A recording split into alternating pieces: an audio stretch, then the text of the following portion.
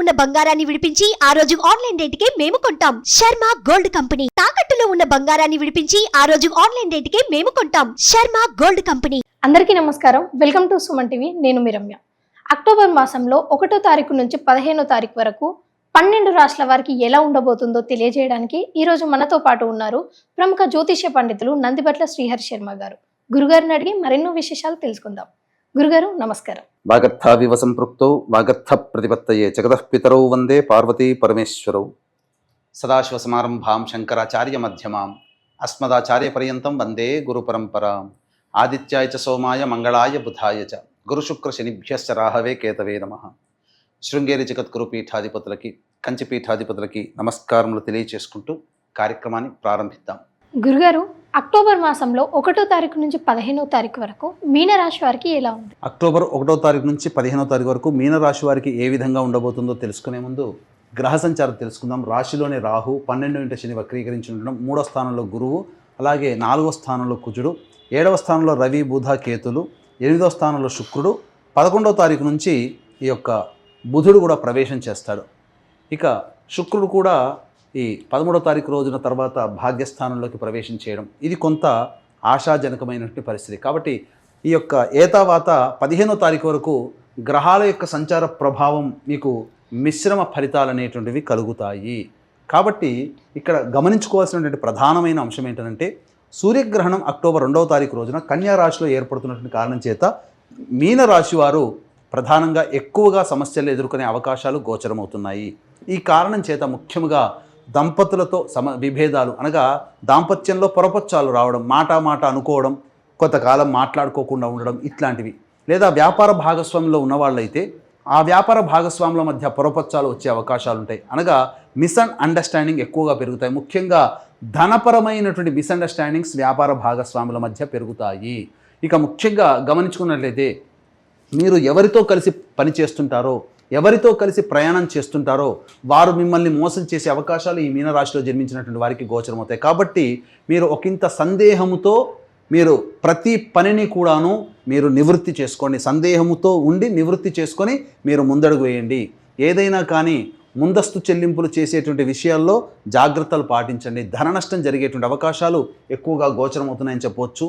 వ్యాపార రంగం అనగా రియల్ ఎస్టేట్ రంగంలో ఉన్నటువంటి వారికి కొంతవరకు శుభ ఫలితాలు అనేటివి కలుగుతాయి. 20వ తారీఖు తర్వాత రియల్ ఎస్టేట్ రంగంలో ఉన్నటువంటి వారికి ఆశాజనకమైనటువంటి ఫలితాలు పొందుతారు. అయినప్పటికీ మీరు జాగ్రత్తలు పాటించి నిర్ణయం తీసుకోండి. ఎందుకంటే ఊగిసలాట ధోరణి అనేటువంటిది అక్టోబర్ 20వ తారీఖు తర్వాత రియల్ ఎస్టేట్ రంగంలో ఉంటుంది. రైతులు మాత్రం ఆచితూచి నిర్ణయం తీసుకొని పంటల్ని వేసినట్లయితే, ముఖ్యంగా కమర్షియల్ పంటల వల్ల మీకు లాభాలు పెరుగుతాయని చెప్పవచ్చు.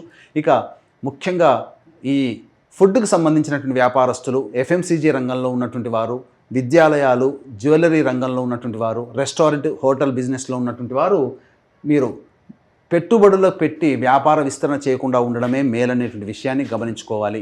ఇక ధనాదాయం అంతంత మాత్రంగానే ఉంటుంది. కాబట్టి మీరు ధనాదాయాన్ని మెరుగుపరుచుకునే విధంగా వివిధ మార్గాలు మీరు అన్వేషించండి.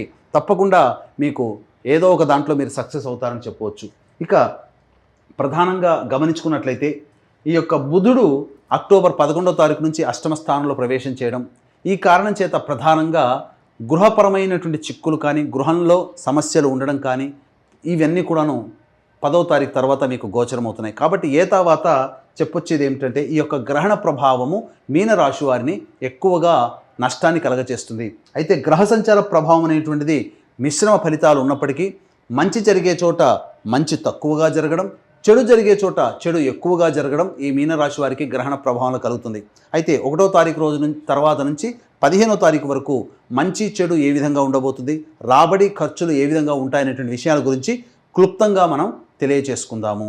ఇక 1వ తారీఖు రోజున ముఖ్యంగా మీకు రాని బాకీలు వసూలు అవుతాయి, ధనాదాయం బాగుంటుంది, ఆకస్మికంగా మీకు అన్ని కూడాను మంచి జరిగేటువంటి అవకాశాలు గోచరమవుతున్నాయి. ఇక 2-3 తారీఖుల్లో ప్రధానంగా ఈ దంపతుల మధ్య, భాగస్వాముల మధ్య పొరపచ్చాలు వచ్చే అవకాశాలు కాబట్టి జాగ్రత్తలు పాటించండి. లౌక్యంతో మీరు తెలివితేటలతో ఆ సమస్యల్ని అధిగమించుకునే ప్రయత్నం చేయండి.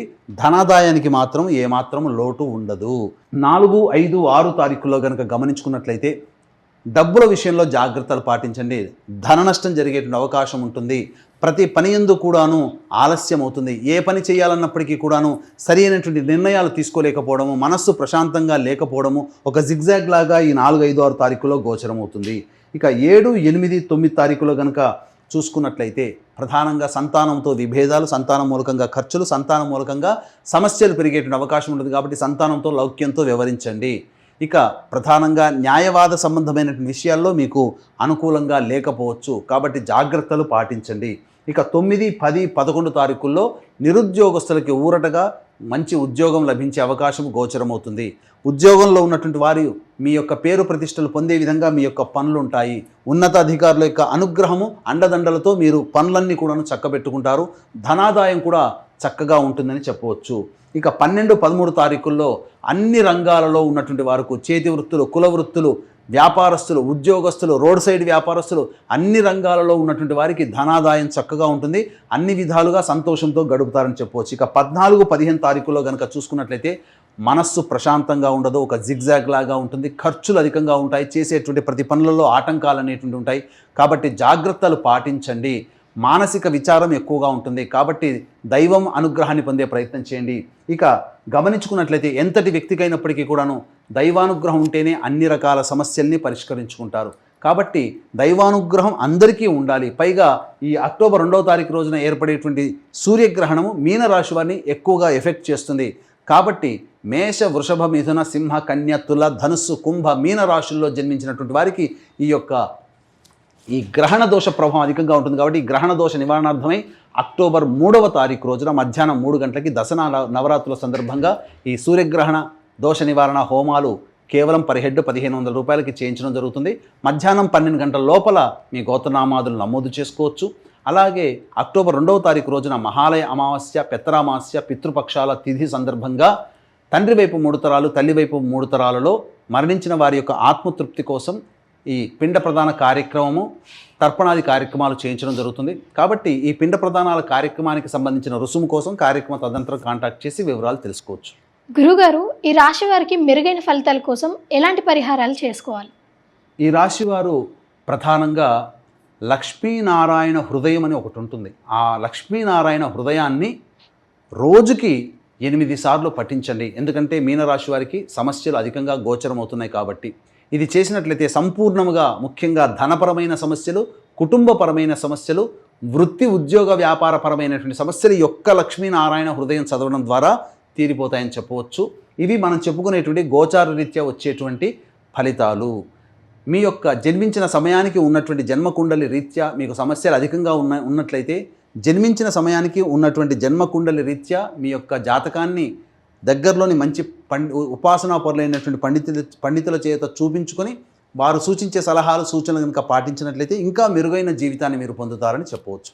గురుగారు, చాలా చక్కటి విశేషాలను మా ప్రేక్షకులకు అందజేశారు. ధన్యవాదాలు.